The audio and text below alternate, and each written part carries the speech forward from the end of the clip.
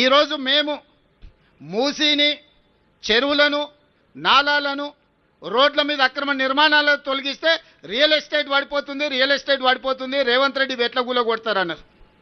సరేనయ్యా, మరి real estate పెంచుదామని 400 ఎకరాలు ఎవరికో ప్రైవేట్ కంపెనీకి కట్టబెడితే 20 ఏళ్ళు వీళ్ళు వానికి అప్పచెప్తే 20 ఏళ్ళ తర్వాత నేను కొట్లాడి వెనకకి తెచ్చి ఒక పెద్ద ఐటీ పార్కును డెవలప్మెంట్ చేస్తే లేదు ఇక్కడ ప్రకృతిని కాపాడాలి, ఇక్కడ చెట్టు ఉంది, పుట్టు ఉంది, పాము ఉంది, పిట్ట ఉంది, పాములు ఎట్లా బతుకుతాయి, పిట్టలు ఎట్లా బతుకుతాయని ఈరోజు ఆ 400 ఎకరాలను అడ్డుకుంటూ.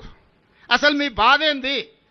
చెరువులను కాపాడి మూసి ప్రక్షాళన చేసి నాలాల ఆక్రమణలు తొలగించి రోడ్లను తొలగిస్తే ప్రకృతిని కాపాడినట్టు కదా, ఈ నగరాన్ని సుందరీకరించినట్టు కదా.